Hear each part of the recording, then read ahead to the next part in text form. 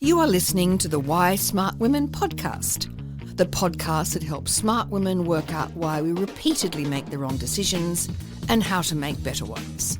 From relationships, career choices, finances, to faux fur jackets and kale smoothies.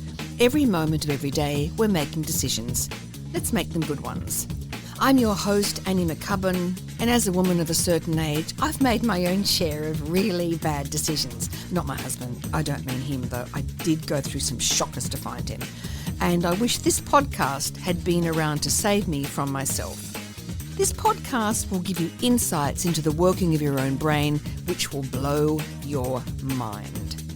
I acknowledge the traditional owners of the land on which I'm recording and you are listening on this day. Always was, always will be, Aboriginal land. Well, hello, smart women, and welcome back to the Why Smart Women podcast. Today I am broadcasting. No, I'm not broadcasting because David continually tells me that's the wrong word. I'm podcasting from... Use broadcasting. Well, no, I can't now because you've made me uncomfortable about it. And it makes me feel like I'm being grandiose. Oh, really? Okay. So I'm not going to do it. We're narrowcasting. Are we? Well, we're podcasting. That's what I said. Okay, sorry.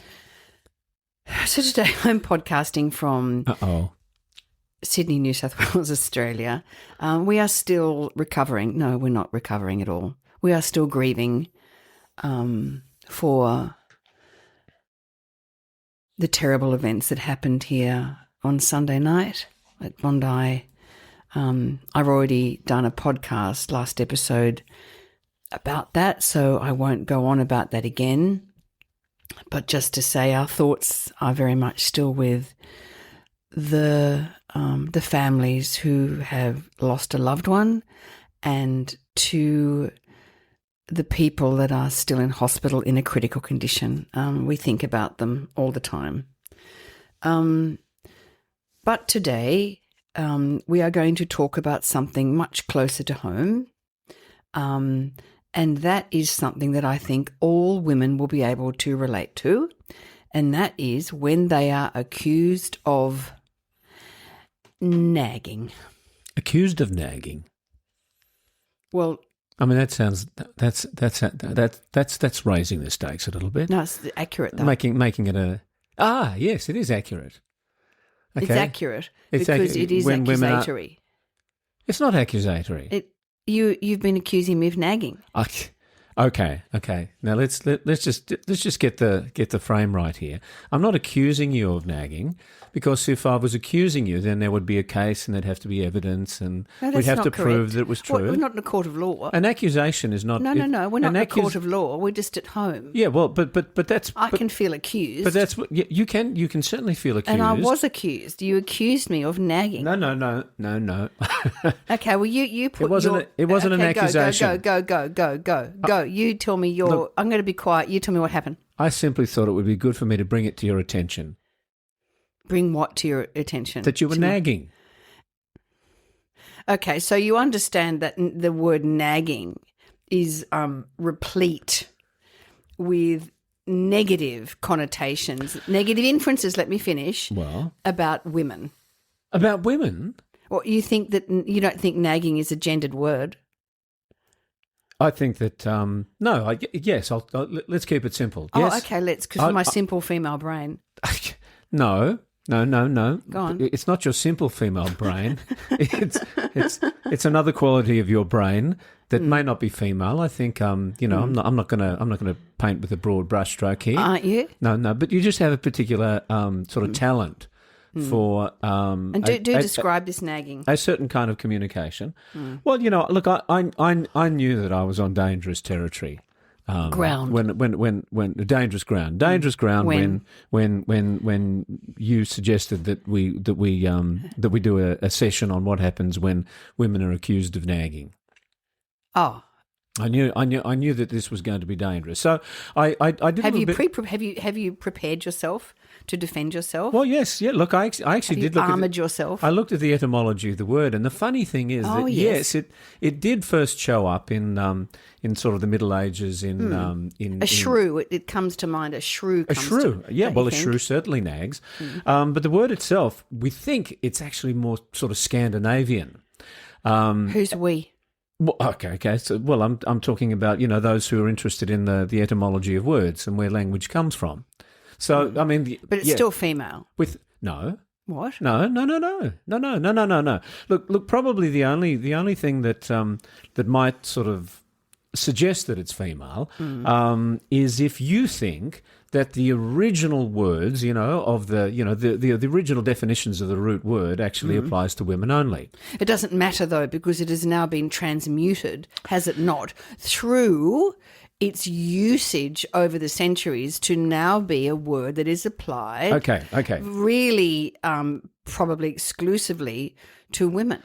Well, look, some women just are very good at it. I think Good at okay. At the thing. I mean, let's remember what language is, right? You're now framing the conversation. I don't want to remember what language is. You're not allowed to frame this conversation. The original connotation in the Old Norse was that it was a word that simply described what was happening when a human being, not necessarily a woman, was grumbling or complaining. Yes, right? about what? So it's to complain or to grumble.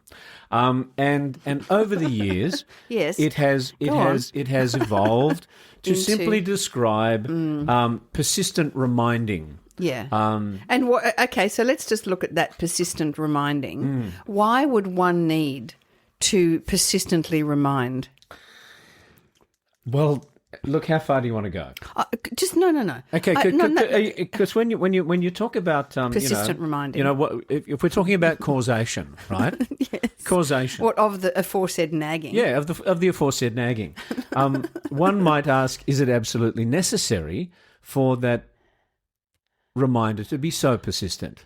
For there even to be a reminder? Well, okay, so let's just take for example. Shall we actually get into the weeds and take a specific example? I'd be delighted. Rather than talking in generic terms, which are never very effective. Yeah. And when we coach people, we always say, stop with the generic let's go assessment. specific. Let's go specific. So let's just say. You're going to narrow down into a specific perspective that is your perspective? No. Yes. Currently. Yes. Currently. Let's just. I can see where you're going with this. Okay. You want to narrow it down to a very specific instance, but you're going to define that instance absolutely through your own lens. So knock yourself out. What other lens do I have but my own lens? Yeah, well. Okay. What other lens do you have? That's a very interesting question. And let's stop being note this for later. didactic. No. What? You are not in a court of law. Can you stop talking about noting and accusing and offering evidence? I'm the one who feels like I'm on trial here, for holding this particular perspective, and that's just why I want to be precise. All right. So let me be precise. Let me be precise. But you just said you asked me the question. What other perspective could I have? I could only have my own perspective. And that, I think, is the cause. That is the root cause of the drama here. Is that because you, in an enlightened manner, hold many perspectives at all point and never, ever just deep dive into your own perspective? I'm not climbing onto the plinth and saying that I'm perfect in this regard. What I am saying, yes. I mean, yes, I do have reasonably good theory of mind, so I can imagine what other people are thinking. Wow. But I'm okay. Why don't you just? I'm not saying that my just perception describe is perfect. theory of mind, well, please. Theory of mind. Go on. Well, that's being able to sort of reasonably accurately consider what another person might be thinking or feeling. Yes, and you think you've got that, do you? Oh yeah. Yeah, in buckets. I mean, if this is the thing that you think that that I'm claiming, that I'm ascending the mountains, the heights of enlightenment. Yeah. I never said I was enlightened. No, but you're claiming that you've got good theory of mind. I've got pretty good theory of mind, which is basically being able to look at another person and think, well, this is what's going on for them at the moment. This is what they might be thinking. This is where their attention might be. This is what they might be doing and requiring their focus and concentration, and being able to look at that and being able to make decisions without drama. Right. So there we go. Then you've brought up the other gendered thing, which is an accusation that women nag and make drama. Now, hang on a second. Why is that? I have not said any of those You're things. desperate to call something cut the drama. You're up the ladder of inference this morning. You are. Okay, let's just go back to an example of why I might do this perceived aforesaid nagging. Was I talking about you at the moment? Weren't we just talking about the nature of nagging? I've told you we're not going to stay generic. We're going to go specific. Specific. So I, for instance, when you say nag to me, you, is that what? Yeah. We're going to look at the dynamic because all women that get. Hang on, isn't that generic? Some women that listen to the podcast would be a frequently occurring dynamic in their home, and I would like to unpack it. So we look at the other side of why they get accused of nagging. I'm with you 100% because if we can unpack it in a good way, if we can unpack it, then maybe they can make a different decision and avoid a whole lot of drama, unnecessary drama at Christmas time, which I think is a good idea. So I'm 100% on board, Annie. Take it away.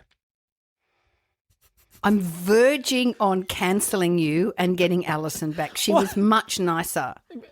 Yeah, she was much nicer than you and was not sitting on a high horse. Let's just say, for example, which is probably where this occurred, I say to you, right, I'm going out the door, possibly to coach somebody. Yeah, okay. And I say to you, and this is on the back of the fact that the dog has eaten the sock recently and a Labrador that plays in the garden. Don't interrupt me now because I'm speaking, okay? So don't interrupt me. I'm just nodding. I'm saying don't do anything. I just remember be the quiet. dog drama. No. You're talking about the sock drama, aren't you? No, I'm about to talk about another drama and you've interrupted me. Okay. Right. So but the dog thing was a sock drama, wasn't it? Off the back of our own dog sock drama, and then recently in the backyard, I encountered Claude, the Labrador. Oh, yes. Who had got into the family's bin, taken out an entire chicken carcass and quietly eaten it on the kitchen floor at about 2 a.m. when nobody could hear him. Yeah, okay. Claude. And Claude happens to have a vet in the family, so that was lucky, but it wasn't a great outcome. Why? What did Bones get stuck or yes, something? He got very sick from it. Oh, really? Stop looking surprised. You know that he would get sick. It's a terrible thing to do. Well, anyway, not all dogs get sick. I'm going out the door. Yeah, you're going out the door. And I say to you, darling, because I'm so nice. Okay. Could you, while I'm out, could you please? I've washed your clothes and I've folded them and I've said to you, I know you want to say something. Would you please put your clothes away and also take the garbage out? Because when you do your deep dive into doing work, you often aren't that aware of what's going on. So could you please take the garbage out? And you went like this. Yep. Which is what you do. And then I came back about 4 hours later off getting in the bus, going into the city, coaching somebody, getting back on the bus, coming in, and the clothes were still there and the garbage had not been emptied. And you have to confess that in terms of your distractibility, you are a repeat offender. Can you hear the language that you're using? Oh, my God, David. You had a crack at me about using legalistic terms. Now I'm an offender. You know, the accusation passes. So this is why women go, you're distracted because you're like the absent-minded genius professor, right? So I go, can you do this? And you go like this. You go, yeah. I go, don't forget. And you go, no, I won't. And then I come back and it's not done. And then I say, you didn't do that. Would you mind doing it? And then you go, okay. And then you forget again. And that's called nagging. Is it? Why would you describe that as nagging? Well, that's what you're describing. I mean, if you don't take some responsibility here, if this lands all on my end, I'm never having you on the podcast again. It's really frigging irritating me. I ask you to do things and you forget all the time. What do you want me to do? Okay. I would not describe that as nagging. I wouldn't. You know, I think the first thing that you did was you gave me a direction. You know, take the rubbish out. No, would you mind? I'm very polite. Okay. No, look, every woman listening to this is going to hate you so much. I appreciate that you feel like you're being polite. And look, I've got no issue with you telling me to do stuff. Absolutely, So, Well, where's the nagging come in then? well, the nagging hasn't come in because when you come back in later and you remind me, remember I asked you to do But that? you have said that the nagging has been driving you crazy. So when do I nag? When do you nag? Yes. When do you nag? Look, it's when Are we back to you trying to focus? And I come in and I talk to you? Because if we get back to that again, I'm definitely going to stop you and drop you from the podcast because I am also trying to focus. Can I explain to you sort of my work method? Oh my God! What I've discovered I kind of require in order to get valuable work done. Fuck me, you're gone. Well, I need to focus for a long period of time so I can get in flow. Oh my God! That's fairly diminishing. If you are just holding this position of some sort of moral high ground. It's not moral high ground. It's very practical. Okay, go on. It's practical. Okay, go on. Okay, so look, you're very comfortable reminding me that my brain works differently than other people. No, than just me. Okay, but no, you talk about the fact that you're neurotypical, and I'm not. Yeah, I'm that not. true? So, and so I got some ADHD, and a little that bit on true? the autistic spectrum. Yeah. Oh, yeah, look. And how does that present itself? How does it present being itself? ADHD. Okay, so how does it present itself? What is the ramifications of having ADHD? Okay. Excuse me, my lord. Do I have to answer that question? Yes, you must answer that question. That's the way that a trial works. Everyone's going to hate you. Just get on with it. Yeah. Okay. Okay. So this is me and work. No. What is the ramifications of being ADHD in terms of functioning in an environment? In terms of functioning in an environment. Oh, look, I do tend to take on tasks if I'm absolutely confident that I'm going to be able to finish it because it's important and interesting. And I do know that one of the things that happens to people with ADHD is that cognitively they get tired. They get tired. The effort that it takes to concentrate in the absence of the dopamine, the effort that it takes can sometimes wear people out. And then when that energy has been used, those resources have been used, you get a bit tired, you get a bit distracted. Then what happens? There's a need to recharge. And so what I've found is that for me to actually get productive, to do the sort of the deep work and the integrative work and the stuff that requires a whole lot of concentration, I have to sort of build up some momentum and sort of go into the zone, into the territory, and it takes me about sort of 20, 25 minutes to get there. And then I can probably count on a good 50 minutes of really high value activity when I do the hard stuff. When I do the administrative stuff, when I do the design work, and it's almost like I've got to get to that place so that I can actually think at something nearing the height of my cognitive powers. So that's kind of what I require. And what happens in terms of you completing tasks, etc., around the house, or saying you'll do something and then not doing it? Well, okay, or leaving mess. Let me remind you. Just describe those times. Can you hear your tone? You're so annoying. It's so annoying. Well, I want to strangle you. I'm just trying to be precise. You're not trying to be precise. You're trying to be superior. I'm not. I know that you've got a process. I know that you need to deep dive. I totally get it. Okay, who between us? Yeah. Who's the best at cleaning the kitchen? Like giving it a really good solid clean. Cleaning around the oven and underneath the fridge and doing that sort of thorough, comprehensive clean. Excuse me? What? What? Yes, you're very good at using gumption. Congratulations. Fuck me. I clean it up all the time. I get up in the morning and I unstack and I restack. Did you want a medal for using gumption? Good for you. I'm I'm not after a medal. I'm just saying that yes, you're very good at a task. I'm good at repetitive tasks. That's right. That get done every day, like doing the washing and bringing it in and making the bed and repetitive that's stuff. Right. That's what I do. That's right. And don't you see me do any of that at all? Yes, I do, David, but not to the same degree. Okay, that's right. And this is your rhythm, right? And you do much more of the administrative stuff. I'm aware of that. That's very good. Yeah, but it's very good. But if I'm shit at it. But if I come back to the stuff that I have to do around the house that requires, when it's complicated, right? Like what? Well, the need to deconstruct the gas burners on top of the cooktop. In order to you're very good at discrete tasks. You're excellent at it. But I'm talking about complex discrete tasks. What about it? Good. Yes, you're good at fixing that stuff. That's right. I'm good at getting up every morning and keeping things under control. My point is, you're good at some stuff. I'm good at other stuff. I'm terrible technically. Yeah. But I'm able to say to you, I'm terrible technically. Yeah. It's so difficult for you to admit that you're not good at something.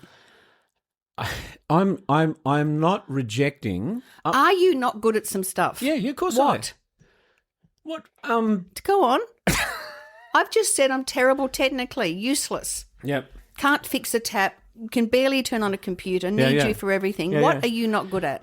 This sounds like a competition, right? No. Just tell me what you're not good at. It's so difficult for men to say. What are you not good at?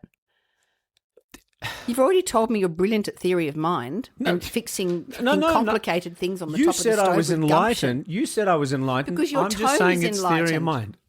Because my what is enlightened? Tone. My tone. Go on. Just tell me what you're not good at. Go on. Go on. Yeah. Look, listen. I'm actually not good at anything that's complicated and administrative and not interesting, or exciting or stimulating or creative. I tend to drift off and not get those things done. Is that okay? Are you good at keeping things tidy? Well, you see, this is the thing. Oh, wow. The specifics is that it depends. It depends on the context in which the tidiness is required. On a daily basis, are you good at picking up your clothes and putting them away and doing all that stuff? Annie, I'm feeling accused again, right? And if I keep feeling accused when I come and chat to you on your podcast, do you feel unsafe and triggered? I do. This is not a place of psychological safety for me. And this is my point. This isn't a competition about who's doing more around the place, right? I think that you think that you're doing more around the place. No, and maybe you think that I think I'm doing more of the important stuff. Well, you do. And it's true. Can we just talk for a moment about what's different about some of these tasks and why my, strange brain is suited to certain tasks under certain conditions. Yeah, go on. And I'm rubbish at other things under those conditions. The rubbish at other things is really good. Okay, yeah. So go on. And that is that the things that I notice you do are really quick. All right? It's not that it takes a short amount of time, but it's like this needs to be done, that needs to be done, bring this in, clean this up, put this away, take the dogs for a walk, give someone a call, make that happen. It tends to be kind of short stuff. And so your brain can literally go to it, deal with it, and then move on. Go to it, deal with it, and move on. Yeah. Whether this is necessary or not, my experience of being in the world is that I can't help but notice the complexity of what it is that we're dealing with, be it technological or administrative or relationship or any of those sorts of things. Yeah. And the way that I navigate through those complex things is that it takes me more time. Yeah. Right? Yeah. And it takes me more time, not because I'm just doing something slowly, but it takes me time for my brain to get to the place where I can start to solve those things. I mean, look, my biggest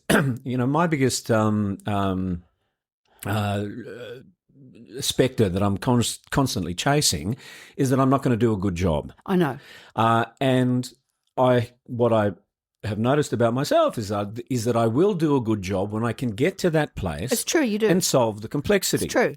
And all it takes is a knock on the door from you. Yeah. Have you done this yet? Could you just take the dogs out for a moment? Could you please, take the trash out? Could you please empty the dishwasher? Can you please just get this done? And it just takes one comment to take me out of that descent into deep work for me to have to start all over again and not get back to it. And that's what sometimes happens. But it hasn't been happening lately because I've been leaving you alone for 7-8 hours at a time. I know this for a fact. And why are you doing that? Because you've asked me to repeatedly after your frigging discussion about the way your amazing brain works. Well, I'm not saying that my brain is amazing. I'm just saying this is the way that it works. And for me to be able to finish the stuff that I'm starting. All right, so how do we do it so that you don't accuse me of nagging and I'm not left going, I need you to do this, but I can't interrupt you because of your astonishing work brain. What do I do? Tell me, because I'm sure that there are other couples out there that are in the same dynamic. Yeah. And we should be able to resolve it. Okay.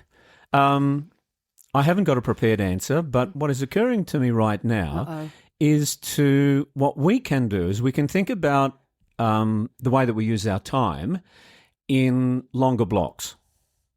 Because I think and it's right. Yes. Look, I do know that you ask me to do things. I'll be distracted. I'll say, yeah, I'll do that. It's not done. So I get that. I get the need to remind me to do stuff because I'm not thinking about it as much as you are at the time.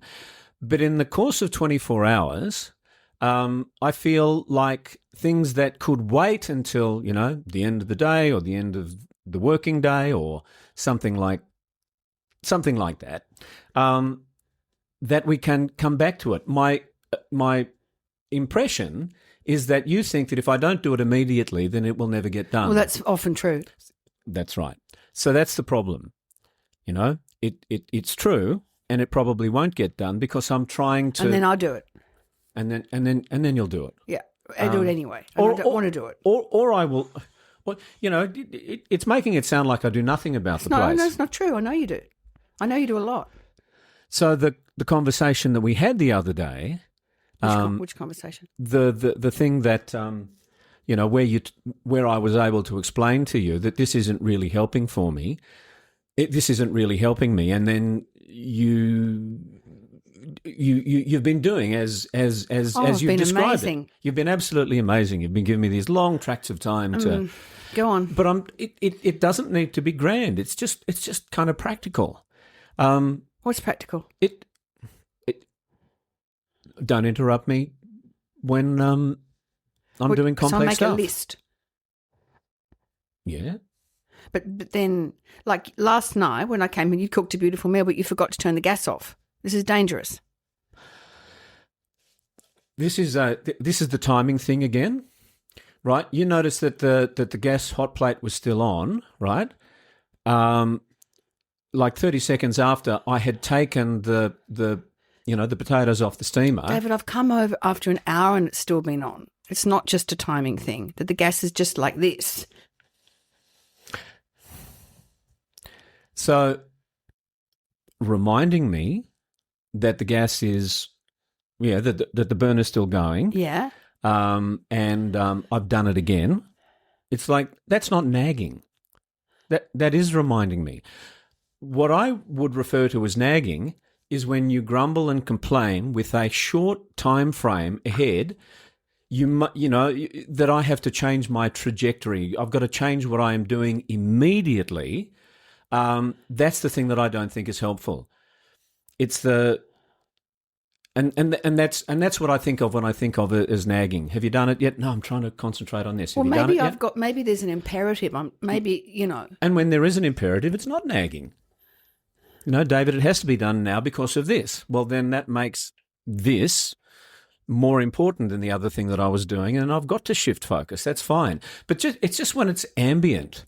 When I walk into the house, when I come home, you've immediately got something for me to do. And if I don't do it immediately and you ask again and because again I don't want to have to keep asking. In that period, I'd rather you just did it. What if I was to say, no, I'm not going to say it. Yeah, don't say that. That's not looking good. Look, there's that doona. Patience. That's what I'm Yeah, thinking I am of. impatient. You are, I am definitely an impatient person. I know that. I'm forgetful, you're impatient. Yeah. And I think that... Your flaw sounds a little bit more sort of anodyne than mine. Okay, I'm dangerously forgetful. Does that help? Oh, vaguely. I'm dangerously forgetful. I'm impatient. By the way, impatient. I have never started a fire that I haven't put out. Oh my God! But I haven't. I'm just reassuring people, and I'm not burning houses left, right, and centre. But yeah, I'm dangerously forgetful. And I'm impatient. And you are impatient. I'm a quick mover. Really? You're a quick mover. I'm a quick mover. Yeah. I know it. I've got a lot of energy and I'm a quick mover. I know it's annoying. I know that I'm a little bit scout mistress. I know that of myself. And I do think that thought was, if I don't get him to do it now, then it will never be done. Well, it's sort of true. Well, it's not true. And I think that it's actually really unhelpful. Okay, so maybe I can write it on a sheet of paper. And go, I'm going to write it and then slip it under the door so I don't disturb your brilliance. And then you can look at it and go, when I come out of this room of amazing creativity, I'll go and I'll take the bin out. Can you imagine that I don't feel terribly affirmed by you at the moment? Yeah, I don't feel very affirmed either, so that's all right. Oh, no, but you're wonderful. I know. Yeah, okay. And there you have it. Like, I know I'm impatient, but I'm still pretty great. Yeah. So, look, I mean, if anything from this conversation was going to be useful to anybody listening, to your wonderful listeners, please let me. I'd love to hear from some of my listeners. If you encounter any of these sort of ongoing issues, I'd love to hear your perspective on it, because we certainly do. And we do, we do pretty well, but it sometimes gets a little bit sort of febrile. And I wish every time I mentioned the concept of drama.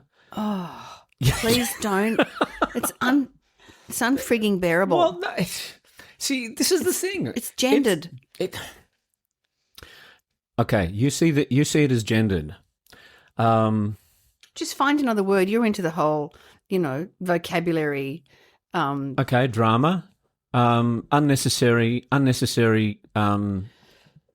tension in a relationship. Oh yeah, unnecessary. Okay, to avoid unnecessary tension in a relationship, can I suggest? Yes, you may. That the thing that might be creating that tension is not that either of the parties is fundamentally flawed in the way that they think or the way that they behave or the values that they hold, that they are not fundamentally flawed, that it could be a simpler explanation, and that is one person is moving very, very quickly and needs to see the result of actions, psychological actions, messages, communication, needs to see things happen immediately in order to feel like they're being effective.